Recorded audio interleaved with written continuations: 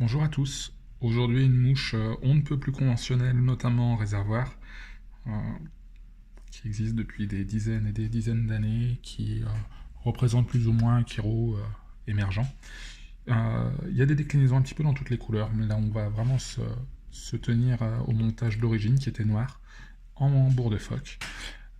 C'est le Shipman Buzzer. Donc, c'est une mouche qui est généralement utilisée sur grosse taille. Généralement, sur les réservoirs anglais, on le trouve facilement en 8, 10 ou 12. Là, je vais plus l'adapter à nos pêches à nous.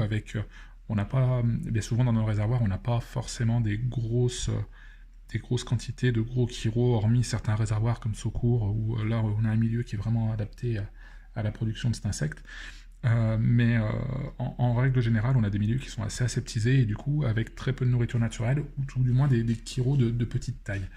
Donc là, c'est monté sur hameçon de 16 pour aller dans l'extrême, mais on va dire qu'il va être décliné en 12, 14 et 16 traditionnellement. Donc j'attaque avec une soie de montage assez épaisse, parce qu'il n'y a pas trop de finesse dans cette mouche, donc on peut vraiment se permettre de gagner un petit peu de temps en utilisant un 6-0, hein, il n'y a aucun souci. Là, je viens sélectionner une part de paradrail blanc que je vais diviser en deux parce qu'on est sur un petit hameçon. On aurait été sur un hameçon plus standard. Là, je suis sur un DR41 en 16. Sur un hameçon plus standard, on aurait pu se permettre de le monter dans une taille supérieure avec le paradrail complet. Donc je mets mon fil en attente. J'aime beaucoup le monter avec un tincelle perle. Je trouve que ça lui donne un petit peu de profondeur et de transparence, de brillance. Donc je viens fixer un tincelle perle à la courbure. Et puis là, je vais préparer mon dubbing.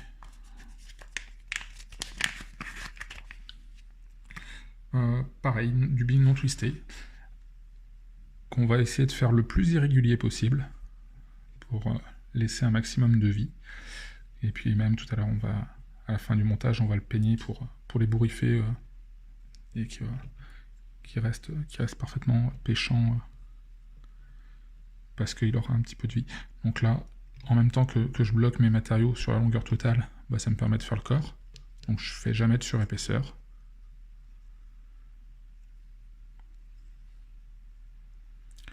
Je reviens jusqu'à la tête. J'aime bien avoir le paradrail qui est légèrement décollé, donc juste en dessous du paradrail, je fais un petit tour au niveau de la tête. Je supprime l'excédent de dubbing que je peux avoir sur mon fil.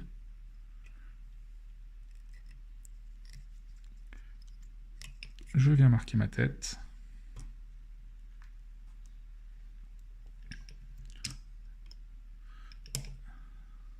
L'hameçon qui glisse parce que j'ai pas resserré en changeant de taille d'hameçon l'étau, mais c'est pas très grave.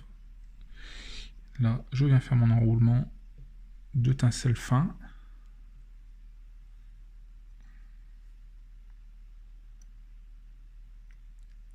Le plus parallèle possible. Je reviens par en dessous, je le bloque au niveau de la tête également.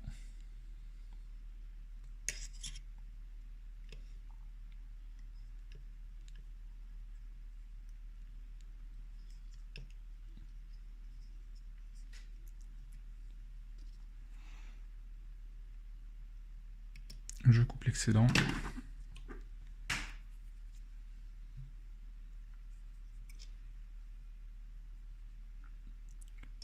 Le whip finish.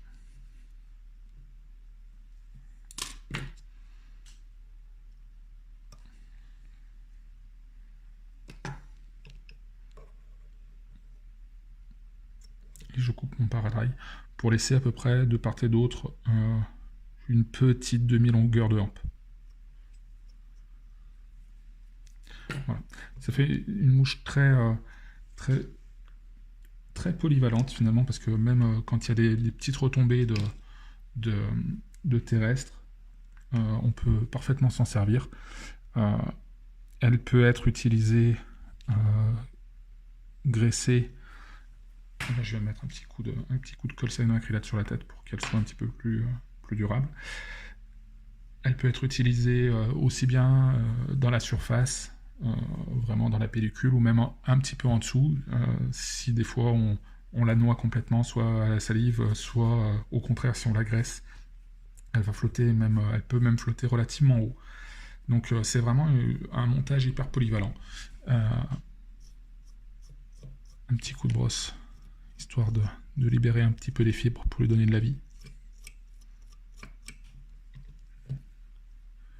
Voilà, mouche de base à utiliser en réservoir et parfois en rivière dans des milieux qui sont un petit peu chargés. Voilà. Merci beaucoup et puis bon montage à tous.